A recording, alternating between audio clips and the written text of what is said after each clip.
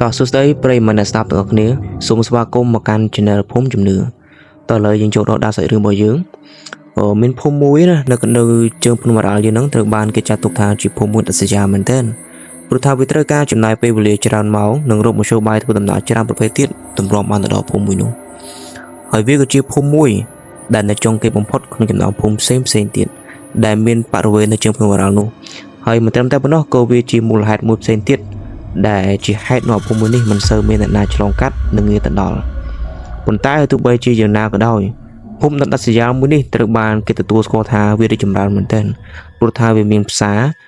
มีสายจำการสรุปรสพิตามีนเตียมันตีเป็ดสลาเรียนบทจับพงได้ไปสมบัยแต่สปอนเพียบพงมุ้ยนั่งกอลอพงได้เนยปีมกจรโจพุ่มนั่งมีนพระเชิญทุ่มมุ้ยดาบานด่าเจียสมกอในชมุพุ่มมิธาพุ่มติงโมงมันเติมแต่ปนพุ่มมุ้ยนี่คือมีนเล็กมีนในกันดาไปปรึกษาไทยมาดองดามเชิญโต้ทุ่มบานดอกตัดเชิงตัดใช้ปดอชิมลบดอกตัดเจตัดจมไอพุ่มมุ้ยนี่ปีมกจรโจตึกนองพุ่มจึงเตยฉลองกัดดอกแต่โก้ได้จีบประเภทได้กรุกระหมสเปียเพลย์นั้นเป็นจมูกทุ่มแต่มาดองได้วิจิอุปสรรคมุ้ยขึ้นกันเอาอุปสรรคเซนติดตุ่มรองบานตะดอกนองพุ่มนั่งหายเอาไว้ได้การตัดเตะเตียนจัดเอาเดินมีจุงหงอแล้วนะคือเราไปแต่ยังโจกันแต่เจริญเตยเกี่ยแต่เนื้อแหนพุ่มนู้โดยตามเพลย์คือเม็ดดาวลมออกแต่ดาวติ้งโมงจะเจริญหายติ้งโมงเตียงนู้ตรึกบานมังกรจีรุกริมเซนขึ้นเนี่ยตุ่มรุ่งมาโดจีติ้งโมงตุกเตยนุเตได้เกทัวสำหรับเดินจับเหล่าติ้งโมงคลาบางกิดาอ้อยชอคลาองกุยรีแอคลาติดกิดาอ้อยมีนโดยจีกำปงทุกการจีประจำไงจังและเมื่อเตอร์นะโดยจีตรึกบางกิบังการบนตำนานอ้อยมนุษย์จังคือมีนกรุ๊ปสกัดมาเพียบตุกเตอร์ต่างออกให้ติงมองจำบางต่างนู้คือมีเรื่องสัตว์เลี้ยงต่างมนุษย์นะเนื้อเปื่อยเยอรมันเสียสำเร็จมาเปียจ้าหรือบอมมนุษย์ไทม์ติดวิการตายงี้หนึ่งจะลอมบัสัญญียืมมือปีกรอยเปเจ้ามาดอกันดาพุ่มมีเตียจ้าจิตรานบานตกเช้าถึงเติมหนังลูกยังกับบานเคยถ่ามีนติ้งโมงในตระบานกิดดาวตุกในตีนุพงได้ให้มีเตียจิตรานปะระเวนพุ่มทมปนแต่ใบยังเป็นแต่ไอบานหลอดอ่อนนั่นนะเนื้อพุ่มรัศยาวมือนั่งคือมีนแต่สาวศพกรุษาใต้ปนในบานดูในขนมพุ่มนูกรุแต่พุ่มนั่งสะทัดในเชิงพนมอารัลถึงเชียงไอเปลือกจิตให้เนี่ยพุ่มมือจำนวนกับบานจะจึงเป็นพุ่มพองได้ดำไปตลอดการเงินทั่วเนื่องไอสกเชียงไอหรือก็ไอแต่ดอที่กรงพุ่มเป็นพองได้บนตายการจะเช่นเดียวกับปุกเกโดยจีมันได้เคยบานตลอดมาพุ่งไม่ลอยก็เพราะปุกเกจับดำบ่องพุ่มตัดสยามมือในเจ้าหอยบานจับดำชีวิตทั้งไม่ได้หล่อประสาจีนเนื้อกันไหลมวยเซนตินเนื้อกันดาวพุ่มเราสร้างบ่องนู่โดยจีมีแต่ตกนมกระปุกมวยในบานก่อสร้างหลังปีเชื้อประนัดประตูใบจีสร้างซองเล็กจีรุกจีเรียงยังอยู่มาหาก็ได้ก็ยังมือจะเพียบแต่โดยจีมีเพียบเรื่องม้อมดังหล่อสะอาดโดยดำนี่ให้คือจีลำเนิดทางบองไม่พุ่มไว้ขไม่มาเนี่ยในพุ่มติงมงมือนี้ชั่วโมงระบบกอดคือเรียจะวิจัยแต่เมื่ออยู่ตรมตามอภัยพรำชนะตายปนกโดนตาตะโกเรียจะวงระบบปุกเกคืออย่างเนี้ยปุดุปดาวดับใบก่อสร้างพุ่มนี้ล่างมองเติบโตกระกรอยหมอกครูซาระบบเกตระบานล่างทั่วจีมีพุ่มหมอกโหดามล่างพุ่มมือนี้ก็มองแมนเมจมูทาพุ่มติงมงหนุนลายเติบแต่บางปรับโดยชั่วโมงจิตทำไมในระยะไป7-50 nămกรอยปุ่นนี้ตายปนกโปรแต่พิบสวาหับอุตสาหพิจิมหนึ่งเมนกำนัดชนะประดับทำไมระบบวิจัยตุใบพุ่มมือนี้ตระบางมนุษย์มันนี้เมื่อรำลงก็ได้ก็เนยแต่ไอริจมรานตมกดได้กำลังสังหารมีสมบูรณ์สลายเรียงไกเรียงม้อมใส่ดมหับนายซ้อมเนื่องกับพวกเมื่อมา80 ปีระบบกินนะตุ่มรมกจุงโอมในทีมคลาบในทุ่มเมื่อตรีสอสอาดเหมือนเต้นไอจะหมดสูยังซ้อมหมดกระชากแต่มาดองจะมวนบหมดกระได้จีกันในเตะผนัยนำรูตูเติงให้วิจัยมันเติมแต่สังหารนุเต้คือมีสมรรถเป็นนอมพุ่มเกี่ยเตียงตึงเบียนเปียวไวฉลาดเตียงอุตสาหพิจิมปุกไก่จะตกด่าเลือดตุยปงได้มันท้าในพุ่มเบียนปัญหาไว้จอมปงเปียวไว้ก็เกสมาจัดแหลกบองกำลังกายจัดนั่งช่วยต่อสายกรุบปัญหาทั้งอให้เตียทุ่มมวยนี่นี่กำลังรนตามในไอ้ปนนมันต่อเปียปกระบอกล้วนบานเลียจากโลกาปีพรำชนะมนุมันต่อปีมาได้บานสลับโปรแต่บังการกิมมองปีนี้อัปโกนมามันต่อรู้ชิมวยคณีนขนมพุ่มเต็งมงนี้ต่อการมือถ่ายพุ่มมือนี้ได้เมื่อเบียนกำนัดทาจังจะเจนโดยจีน่พุ่มเซมเลยหอยทั้งนี้มันคอปีเลือกมุนได้ครูซามวยแต่ในขนมพุ่มเต็งมงนี้บ้านมองโรคไม่พุ่มดอกเตะดำใบสมการอนุญาตเจนตรอการเงินเวอร์เหนือไอ้ขันกระพุ่ม ហើយពេលនោះវិជ័យកំពុងតែអង្គុយនៅលើកន្លែងស្ដាប់ហេតុផលរបស់ពួកគេដែលបានរៀបរាប់នាយដឹងច្បាស់ថាពួកគេនឹងធ្វើទង្វើមិនខុសពីអ្នកមុនឡើយលោកមេភូមិជួយអនុញ្ញាតឲ្យពួកយើងចេញពីភូមិនេះទៅបុរសាខំប្រឹងនិយាយអំអុកមេភូមិកំឡោះឲ្យយល់ព្រមនឹងសំណើខ្លួនខ្ញុំដឹងថាបើអ្នកទាំងអស់គ្នាចេញទៅប្រកបការងារថ្មីនៅឯខាងក្រៅអ្នកទាំងអស់គ្នានឹងរកចំណូលបានកាន់តែច្រើនឲ្យគ្រួសារប៉ុន្តែខ្ញុំឆ្ងល់ថាចំណូលដែលបានមកពីការធ្វើស្រែរបស់អ្នកទាំងអស់គ្នាมันអាចឲ្យគ្រប់គ្នារស់នៅបានស្រួលទេអីសំណួរចេញពីមាត់វិជ័យធ្វើឲ្យអ្នកពុំទាំងនោះរៀងអេះអុញបន្តិចវិជ័យក៏បានសួរទៅពុទ្ធទុនថាបើពូទៅបាត់ចុះយើងមកតែជាម្ដាយពូបានតែណាមើលថែគាត់កំពុងតែមានជំងឺចាស់វង្វេងផងបន្ទាប់ពីនេះបាននិយាយហើយក៏បានដើរទៅក្បែរមនុស្សស្រីវ័យចំណាស់ម្នាក់ដែលបានអង្គុយនៅលើកៅអីភ្លាមនោះពុទ្ធទុនក៏បានឆ្លើយវិញថាមានចៅគាត់នៅមើលថែហើយពុទ្ធទុននិយាយមើលទៅដូចជាហីមិនសូវខ្វល់សោះតែម្ដងវិជ័យឮហើយក៏បានឆ្លើយវិញថាកូនពូម្នាក់ដែលមានអាយុក្រោម10ឆ្នាំនោះវ័យពួកគេត្រូវទៅសាលារៀនមិនមែនទទួលបន្ទុកមើលថែមនុស្សចាស់ឡើយមើលទៅវិជ័យរៀងប៊ូម៉ៅបន្តិចប៉ុន្តែគេខំទប់អារម្មណ៍ណាស់ពុទ្ធទុនក៏បានឆ្លើយតបវិញថាតម្លៃស្រូវធ្លាក់ចុះហើយបើពួកយើងមិនចេញទៅរកស៊ីនៅខាងក្រៅទេច្បាស់ជាដាច់បាយទាំងគ្រួសារតែម្ដងវិជ័យក៏បានឆ្លើយវិញថាបើទោះបីជាចោលគ្រួសារមែនដែរទេពុទ្ធទុនក៏បាននិយាយថាខ្ញុំមិនបានចោលគ្រួសារទេរាល់ពេលបុណ្យទានពួកខ្ញុំនឹងត្រឡប់មកលេងផ្ទះវិញពុទ្ធទុនប្រាប់មកវិញទាំងហួចចិត្តជាមួយនឹងសម្ដីមេភូមិវ័យក្មេងវិជ័យពូដែលឃើញអ្នករចាក់ចេញទៅហើយត្រឡប់មកវិញទេរឿងទាំងអស់នេះអ្នកភពគ្រប់គ្នាសុទ្ធតែដឹងប៉ុន្តែមូលហេតុអ្វីការប៉ັດទាំងនោះគិតអ្វីគ្មានអ្នកណាដឹងឡើយពុទ្ធទុនក៏បាននិយាយថាតែលោកមេភូមិពួកយើងមានម៉ែមានកូនទាំង3រងចាំពួកយើងត្រូវតែត្រឡប់មកវិញលៀមនោះមីនិមដែលជាប្រពន្ធបានជួយនិយាយប្តីពុទ្ធទុនក៏បាននិយាយបន្តទៀតថាបានហើយវិជ័យឈប់ហាមពួកខ្ញុំទៅខ្ញុំមកទីនេះមិនមែនសុំការអនុញ្ញាតពីឯងទេខ្ញុំគ្រាន់តែមកប្រាប់ថានឹងចាក់ចេញប៉ុណ្ណោះវិជ័យឮហើយបានក្តាប់ដៃយ៉ាងណែនហើយខំពុំថ្មិញជាប់មិនលែងភ្នែកទាំងគូសម្លឹងមើលទៅប្តីប្រពន្ធដែលមានបំណងចង់ចាក់ចេញនោះហើយវិជ័យក៏បានឆ្លើយតបវិញថាបើពូនឹងមីនចង់ធ្វើហើយខ្ញុំក៏ហាមមិនបានដែរពេលនោះពីរអ្នកប្តីប្រពន្ធក៏បានឆ្លើយថាអរគុណហើយពួកគេក៏បានលាគ្នាហើយពីរអ្នកប្តីប្រពន្ធនោះក៏បានបន្តដំណើរជិះម៉ូតូចេញពីភូមិនោះទាំងយប់កណ្ដាលត្រៀតតែម្ដងនៅកណ្ដាលត្រៀតយប់ស្ងាត់តាមផ្លូវម៉ូតូចាស់បានលាន់សំឡេងម៉ាស៊ីនរោយ៉ាងរន្ធឺណាមួយផ្លូវមានកន្លុកធំអំពូលម៉ូតូក៏មិនសូវភ្លឺខ្លាំងទៀតទើបធ្វើឲ្យពួកគាត់ពិបាកក្នុងការមើលផ្លូវនិងធ្វើដំណើរជាខ្លាំងពុទ្ធទុនមីនិមបានជិះម៉ូតូចាស់របស់គាត់មានអមជាមួយនឹងបងវ័យកតាបសំលមមួយសម្រាប់ដាក់ជាសម្លៀកបំពាក់ព្រមទាំងមានអង្គមួយកូនបើផងដែរប្តីប្រពន្ធពួកគាត់មានភាពផ្អែមល្ហែមនឹងគ្នាណាស់ដៃតូចអោបចង្កេះអ្នកជាប្តីយ៉ាងស្និទ្ធផងដែរហើយនៅតាមផ្លូវពួកគាត់មានការសន្ទនាមិនដាច់ពាក្យតតែសោះជីបានពាក់កណ្ដាលផ្លូវមានដើមឈើធំមួយបានដួលរលំបាំងចិត្តផ្លូវឆឹងតែម្ដងទើបធ្វើឲ្យប្តីប្រពន្ធមួយគូនោះត្រូវឈប់មើលបន្តិចសិនមីនិមវាមិនក៏សុកវារលំមកបាំងផ្លូវអញ្ចឹងពុទ្ធទុនក៏បានឆ្លើយវិញថាមិនដឹងដែរឯងវារលំមកមិនសមហេតុផលសោះតែម្ដងមីនិមបានបន្តទៀតថាដើមឈើធំយ៉ាងនេះយើងលើកមិននឹងរួចទៅមីនិមបង្ហាញទឹកមុខខ្វល់ខ្វាយជាខ្លាំងបន្ទាប់មកសំឡេងឈើងាប់បានមិនលឺសូរដូចជាត្រូវបាននរណាម្នាក់ជន់ទន្ទឹងនោះខ្យល់ជំនោរពេលរាត្រីក៏បានបក់មកកាន់តែត្រជាក់គឺត្រជាក់ឡើងព្រឺចង្ក្នុងតែម្ដងជុំវិញខ្លួនគាត់ក្រៅពីពន្លឺចេញពីអំពូលម៉ូតូគឺងងឹតសូនឆឹងតែម្ដងបើទោះបីជាមានចំនួនព្រះប្រច័នក៏ដោយក្តីក៏មិនអាចឲ្យពួកគាត់មើលពីស្ថានភាពទីតាំងភូមិសាស្ត្របានឡើយមីនិមរហ័សចូលទៅក្បែរប្តីនេះស្ងាត់គួរឲ្យខ្លាចពេកហើយគូផ្សំនឹងបរិយាកាសព្រឺរងាចម្លែកបែបនេះទៀតពួកគាត់កាន់តែមិនទុកចិត្តមីនិមក៏បាននិយាយទៅពុទ្ធទុនថាវាស្ងាត់មាត់ពុទ្ធទុនព្យាយាមសង្កេតមើលជុំវិញខ្លួនរីឯព្រៃនៅសងខាងផ្លូវនេះសុទ្ធសឹងតែជាដើមឈើធំប៉ុន្តែអារម្មណ៍របស់ពួកគាត់បានប្រាប់ថា nơi tin ní mình mẹ ta mình tập buộc quạt vì nhẹ lòi vì hạ bay đồ chiều mình được phê mới cú cầm phong sầm lọ ở đây tập buồn quạt đời cầm hận vì nông prey mộng ấy mình nấm của bạn như vậy thà chui khi lực đam chơi chân tư buộc quạt có săn slau từ lực đam chơi nụ chính buồn tai đam chơi đại lồng nút thùng bị hời ra cầm lang sân óc bị clone từ hỏi nơi ta mình ai thua đam chơi nút cùng mà ra sùng bay ta bình tĩnh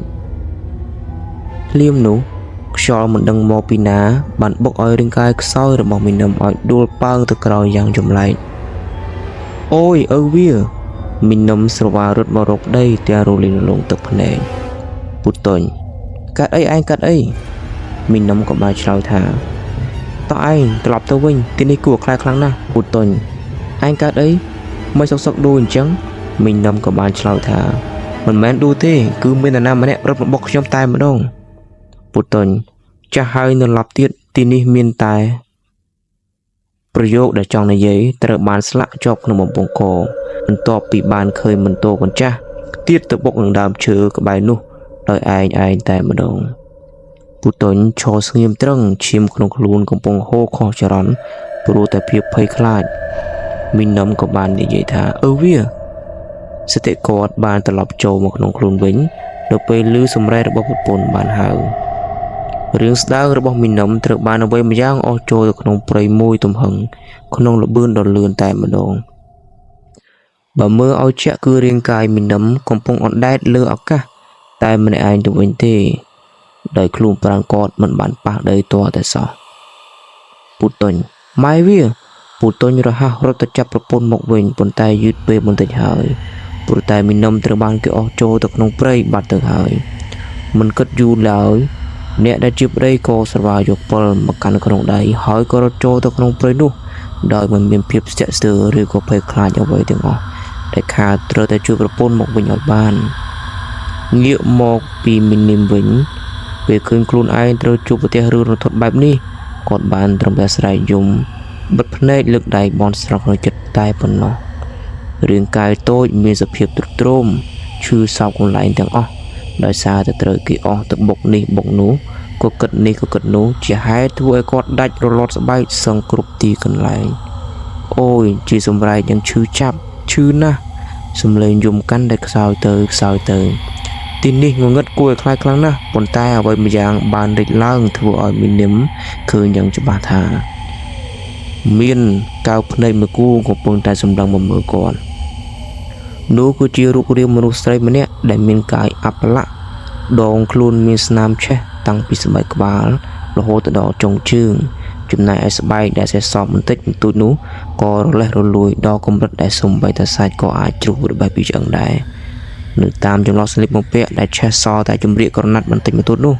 ឃើញថាតាមដៃនិងជើងមានដំបៅធំហូរខ្ទុះឈាមមិនឈប់ចំណែកឯក្លិនកាយស្អុយអាសោចគួរឲ្យស្អប់ខ្ពើមមែនតែនភ្នែកវាធំហើយក្រហមដូចជារងើកភ្លើងធ្មេញសស្ងាច់និងមានចង្កូមវែងទៀតជាពិសេសពេលដែលវាក្រឡេកមកមើលយើងចំនោះក្នុងកែវភ្នែកវាហាក់បីដូចជាយើងជាវត្ថុថោកទាបដែលសមទៅស្ដាប់អញ្ចឹងពេលនោះខ្មោចស្រីនោះក៏បាននិយាយថាហាសំឡេងសើចយ៉ាងគ្រលួចរបស់វិញ្ញាណនោះបានរំញោចឲ្យគ្រប់កោសិកាក្នុងខ្លួនមីនំភ័យខ្សឹងតែបាត់សតិតែម្ដងមីនំក៏បានស្រែកអូយឈឺណាស់ជួយផងមិនដឹងថាវាចង់អស់ខ្លួនទៅដល់ទីណាឡើយប៉ុន្តែពេលនេះគាត់អស់កម្លាំងនៅលើបំរះហើយភ្លាមនោះរាងកាយមីនំប្រែជាស្រាលដូចសំឡីហើយក៏ត្រូវគេចាប់បោះទៅបុកនឹងគល់ឈើមួយទំហឹងឲ្យឈឺចុកច្អល់តែម្ដងគាត់ក៏បានលើកដៃសំពះវិញ្ញាណនោះដល់ដីវិញ្ញាណនោះក៏បាននិយាយទៅមីនំថាមើលមុខយើងឲ្យចំមកទោះឮបែបនោះក្តីប៉ុន្តែមីនំនៅតែមិនអាចហ៊ានសំបីតែងើយក្បាលឡើងមីនំក៏បាននិយាយទៅវិញ្ញាណនោះថា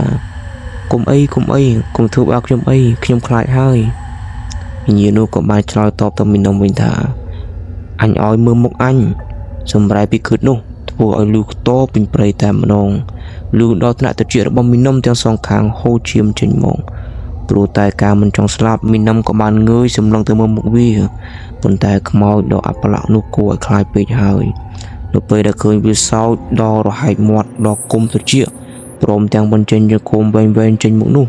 គាត់ក៏ឈប់មុខទៅយ៉ាងរហ័សទៅវិញគាត់ក៏បាននិយាយទៀតថាខ្ញុំខ្លាចហើយដោះលែងខ្ញុំទៅបន្ទាប់មកវិញ្ញាណនោះក៏បាននិយាយថាអញគួរឲ្យខ្លាចដល់ម្លឹងខ្មោចនោះលើកដៃអង្អែលមុខដែលរលួយហើយពោពេញទៅដោយស្លាកស្នាមរលេះរលួយនោះទាំងសោកសៅអូយឃើញភាពខ្លាចរបស់ស្រីចំពោះមុខខ្មោចស្រីនោះខឹងសង្បាយយ៉ាងខ្លាំងទើបស្រីចេញមកដោយសម្លេងលឺត្រឹមមួយប្រពេចភ្នែកសោះមីនំត្រូវបានបាត់បង់ចក្ខុវិញ្ញាណទាំងទ្វេដោយសារតែស្នាដៃខ្មោចស្រីនោះវាបានប្រើក្រចកវែងខ្វាយភ្នែកគាត់មួយទំហំឲ្យខ្វាក់ភ្លាមតែម្ដងភ្នែកមកខាងតិចទាំងស្រុងចំណែកមកខាងទៀតលៀនស្ទើរតែជ្រុះចេញពីប្រឡងភ្នែកទៅហើយផ្ទៃមុខដាបដោយឈាមបបោមាត់ញ័រទៅត្រើតព្រោះតែអារម្មណ៍ភ័យរន្ធត់អូយសម្រែកមីនំបានស្រែកយំដោយក្តីឈឺផ្សាពេលនេះមើលលេងឃើញហើយបរិយាកាសជុំវិញខ្លួនប្រែជាសម្ពាធធ្វើឲ្យគាត់ភ័យខ្លាចស្ទើរតែឈួតព្យាយាមគេចវេះនឹងការពីខ្លួនមិនឲ្យត្រូវគេធ្វើបាបទៀតមីនំក៏បានស្រែកអង្វរដោះលែងខ្ញុំទៅវិញ្ញាណស្រីនោះក៏បាននិយាយវិញថាអញស្អប់អាមនុស្សអាត្មានិយមដូចពួកឯងណាស់អាពពួកមនុស្សខ្លាចងាប់សំឡេងល្វើយបានពន្លឺក្បែរត្រចៀកមីនំក៏បានស្រែកចេញទៅវិញ្ញាណស្រីនោះបានតបវិញថាអញនឹងចេញបន្ទាប់ពីសម្លាប់ហងរួចហើយនិយាយចាប់ខ្មោចនោះក៏ស្ទុះចូលទៅយីមីនំយ៉ាងលឿនតែម្ដងមីនំបានស្រែកទាំងព្រៃឈឺផ្សាអូយឈឺខ្លាំងណាស់ក្រឡេកមកមើលពូទុញវិញពេលនេះហាក់បីដូចជាកំពុងវង្វេងស្មារតីនៅក្នុងព្រៃអញ្ចឹងក្រឡេកមើលជុំវិញខ្លួនសុទ្ធតែដើមឈើធំព្រៃក្រាស់ខ្មឹកបែបនេះទៅរកប្រពន្ធនៅឯណាទៅគាត់បានស្រែកហៅមីនំដែលជាប្រពន្ធរបស់គាត់ម៉ែវានៅឯណាឯងនៅឯណាគាត់ស្រែករកប្រពន្ធដោយសំឡេងលឺមុននេះគាត់បានលឺសំឡេងស្រែកខ្លាំងជាច្រើនដងពូទុញក៏ខំរត់តាមសំឡេងនោះក៏ប៉ុន្តែពេលដែលមកដល់នៅតែរកអ្វីមិនឃើញតតែសោះពូទុញក៏បាននិយាយលឺថាឯង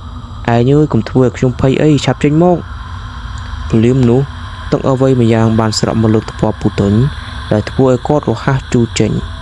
ហើយភ្លាមនោះគាត់សង្កេតឃើញថាមានឈាមនៅលើថ្ពាល់របស់គាត់ក៏បាននិយាយថាអូឈាមក្រហមនោះធ្វើឲ្យគាត់ស្លុតបន្តិចប៉ុន្តែពេលនោះទឹកប៉ុន្មានដំណក់ទៀតក៏ស្រក់ចុះបន្តគ្នាគ្រានោះពូទុញក៏បានបញ្ចាំងពិលឡើងទៅលើហើយគាត់ក៏បានរកឃើញប្រពន្ធខ្លួនឯងដូចបំណងសពមីនំត្រូវបានគេព្យួរនៅលើចុងឈើគឺមានតែពាក់កណ្ដាលខ្លួនឡើងលើតែប៉ុណ្ណោះចំណែកពាក់កណ្ដាលខ្លួនទៀតមិនដឹងបាត់ទៅណាឡើយគាត់ញ័រដៃទៅត្រើតពេលដែលសម្លឹងឃើញគ្រឿងក្នុងរបស់ប្រពន្ធធ្លាក់រយោងបានឃើញសភាពសពគោឲ្យអណោចរបស់មីនំធ្វើឲ្យគាត់ស្រុតស្មារតីជាខ្លាំងតែម្ដងសពប្រពន្ធនៅខ្ពស់ពីដៃគាត់មិនដឹងត្រូវធ្វើយ៉ាងណាដើម្បីអាចទម្លាក់សពនោះបានឡើយគាត់បានស្រែកថាម៉ែវាមិនក៏ទៅជាបែបនេះជានរណាក៏ប្រៃសៃម្លេះពូទុញអាណិតប្រពន្ធយ៉ាងខ្លោចចិត្តសភាពសពបែបនេះមិនមែនជាស្នាដៃមនុស្សធម្មតាឡើយគាត់ស្រែកទៀតថាគិតកោរោគចិត្តសត្វសាហាវព្រិះបិសាចតើតែណាឲ្យប្រកាសចេញមកយើងមកខ្លាចឯងនោះទេពេលនោះវិញ្ញាណបានលឺហើយក៏បានឆ្លើយទៅពូទុញវិញថាគឺអញសំឡេងល្វើយបន្លឺយ៉ាងអនឡាញទាញចំណាប់អារម្មណ៍ពូទុញឲ្យងាកមើលទៅយ៉ាងលឿនពូទុញក៏បាននិយាយថាអ្នកណាចេញមកគាត់ស្រវាយកពូថៅដែលទុកនៅពីក្រោយខ្នងមកតតាំងនឹងសំឡេងគ្មានរូបវិញ្ញាណនោះក៏បានសើចហាសំឡេងសើចបានបន្លឺឡើងយ៉ាងគ្រលួចពេញព្រៃតែម្ដងទំនោះខ្យល់បក់មកពីណាក៏មិនដឹងក៏បោកខ្លាំងពេលនោះក៏មានអ្វីមកឈុតមកគាត់ដែលបណ្ដាលឲ្យគាត់មានរបួសហើយក៏ហូរឈាមវូតតែម្ដងពេលនោះពូទុញក៏បានស្រែកទៀតថាចេញមុខមកគាត់ខឹងខ្លាំងណាស់ព្យាយាមក្រវត្តពូថៅទៅមកដើម្បីគំរាមវិញ្ញាណខ្មោចស្រីនោះវិញ្ញាណនោះក៏បានស្រែកទៀតថាហាពួកទុនខ្សោយឯនេះធ្វើស្អីយើងបានទៅចាប់សម្ដីនោះរួចរូបរាងខ្មោចដ៏អាប្រឡាក់ក៏បានលេចចេញមកតែម្ដងពូទុញគាត់បានស្រែកយ៉ាងផ្លោះសម្លេងថាខ្មោចគាត់ភ័យឡើងអកូតញាច់តែម្ដងភាពភ័យខ្លាចរបស់គាត់មិនខុសគ្នាពីមីនំឡើយនៅពេលដែលបានឃើញរូបរាងរបស់ខ្មោចស្រីនោះហើយ ព្រោះថាសភាពនាងវាគួរឲ្យខ្ពើមរអើមពេកហើយជាពិសេសគឺគួរឲ្យខ្លាចត្រង់រូបរាងរលាករោលពេញរាងកាយតែម្ដងនាងសម្រាប់ប្រពន្ធយើងមែនទេពង្រឹងស្មារតីឡើងវិញគាត់ក៏បានប្រើពូថៅចង្អុលទៅខ្មោចស្រីនោះភ្លាមនោះវិញ្ញាណស្រីក៏បានសើចបន្តទៀតហាហាហាហាហើយឯងចង់ធ្វើអីអញពូតុញយើងនឹងសងសឹកវិញយើងនឹងសងសឹកឲ្យប្រពន្ធរបស់យើងខ្មោចស្រីសើចចំអកភ្លាមពូតុញក៏បាននិយាយថាយប់នេះឯងក៏មិនរស់ដែរយើងធ្វើស្អីឯងបានឯងសម្រាប់ពួកយើងពេលនោះវិញ្ញាណស្រីក៏បានឆ្លោះវិញថាពួកឯងសំតែងាប់អ្នកណាដែលចេញពីភូមិនេះត្រូវតែងាប់នាងស្ទុះមកចិត្តសាយភីក្លិនអសោចយ៉ាងគំរោះគាត់ខ្លាចឡើងគៀងហើមមាត់មិនរួចនោះទេហើយវិញ្ញាណខ្មោចស្រីនោះក៏បាននិយាយថាក្រែស្រឡាញ់ភូមិនេះណាស់ហ៎ទូងាប់ក៏ត្រូវទីនេះដែរគាត់ខិតថយក្រោយបន្តិចប៉ុន្តែក៏ត្រូវដៃរលួយចាច់ច្បាច់កមួយទំហឹងពួកឯងស្រឡាញ់ភូមិចុងក្រោយនេះហ៊ានធ្វើអ្វីគ្រប់យ៉ាងដើម្បីការពារភូមិនេះចុះហេតុអីពេលនេះឯងចង់រត់ចោលភូមិនេះបន្ទាប់មកកម្លាំងដៃដែលមិនចេញមកនោះធ្វើឲ្យពូតុញស្ទះខ្យល់អុកស៊ីហ្សែនរហូតប្រែស្វាយបបោមាត់ខ្មោចស្រីក៏បន្តនិយាយទៀតថាពួកឯងគ្រប់គ្នាគ្មាននរណាម្នាក់អាចចេញពីភូមិនេះបានឡើយដាច់ខាតត្រូវតែងាប់ចោលឆ្អឹងនៅភូមិនេះឲ្យសមនឹងទង្វើដែលពួកឯងបានធ្វើមកលើយើងនៅឆ្នាំនោះនាងខឹងយ៉ាងសម្បាពេលនឹកដល់រឿងអតីតស្នាមរលាកលើកដងខ្លួនប្រែជាមានចំហាយក្តៅងុំហើយបន្ទាប់មកក៏ចាប់ផ្ដើមការជារងើភ្លើងដុតពូតុញឲ្យក្តៅក្រហល់ក្រហើយរួមជាមួយគ្នាផងដែរពូតុញក៏បានស្រែកអូយឈឺខ្លាំងណាស់បន្ទាប់មកវិញ្ញាណស្រីនោះក៏បាននិយាយនឹងពូតុញថាពួកឯងនឹងមិនអាចចេញពីទីនេះបានឡើយត្រូវតែងាប់នៅទីនេះហើយខ្លាចជាវិញ្ញាណជាប់នៅក្នុងភូមិនេះជារៀងរហូតតទៅសំឡេងដែលបណ្ដាសាបានបន្លឺឡើងក្រលួចពេញព្រៃតែម្ដងញោចឲ្យកំហឹងនៃការសម្លាប់កើនឡើងទ្វេដងនៅពេលដែលចិត្តតែខ្យល់នោះនៃរបស់ពូតុញបានសម្លឹងមើលឃើញថាស្រមោលខ្មៅជាច្រើនឈរនៅពីក្រោយក្នុងវិញ្ញាណកំណាចនេះនៅពេលដែលពួកគេចូលមកកាន់ទៅជិតគាត់ក៏បានដឹងថាពួកគេទាំងនោះសុទ្ធសឹងតែជាអ្នកភូមិដែលបានចេញពីភូមិនេះទៅរកស៊ីនៅឯក្រៅភូមិតែម្ដងពេលនេះគាត់បានដឹងហើយថាពួកគេទាំងនោះមិនបានបោះបង់ភូមិទិញម៉ងហើយទៅរស់នៅកន្លែងផ្សេងយ៉ាងសុខសប្បាយឡើយប៉ុន្តែគឺត្រូវស្លាប់យ៉ាងអនាថអាធមដោយសារស្នាដៃខ្មោចអប្បលៈនេះទាំងដែលមិនទាន់ចេញផុតពីភូមិផងវិញ្ញាណខ្មោចស្រីនោះក៏បាននិយាយថាពួកឯងស្រដៃគ្នាណាស់ដើម្បីជួយការពារភូមិអ្វីក៏ហ៊ានធ្វើដែរអញ្ចឹងយើងនឹងឲ្យឯងស្គាល់ពីការសាមគ្គីរបស់អ្នកភូមិនេះឯងសំតែងាប់ដោយសារស្នាដៃអ្នកភូមិនេះឲ្យឯងដឹងថាអ្នកភូមិដេរឆាននេះសាហាវព្រៃផ្សៃប៉ុណ្ណាពូតុញទាំងហាក់ខ្យល់និងប្រឹងស្រូបខ្យល់អុកស៊ីហ្សែនចូលពេញសួតប៉ុន្តែទន្ទឹមនឹងនោះគាត់ក៏មានការភ័យខ្លាចជាមួយនឹងព្រលឹងវិញ្ញាណខ្មោចតៃហោងទៅនោះដែរវិញ្ញាណទាំងនោះហាក់បីដូចជាត្រូវបានគេគ្រប់គ្រងទៅហើយពួកគេស្ដាប់បញ្ជានាងដោយគ្មានលក្ខខណ្ឌព្រមទាំងដើរសម្ដៅមករកគាត់ដូចជាមានគំនុំនឹងគ្នាពីណាមកអញ្ចឹងខ្មោចដែលមានបរិវារមកសង្គ្រប់ពីលើពូតុញម្ដងម្នាក់ក៏ចកវែងបានចាប់ហើយសាច់គាត់ជាជំរាកក៏រូបកំឡៃមានរបួសធំនោះបានហូរឈាមសស្រាក់តែម្ដង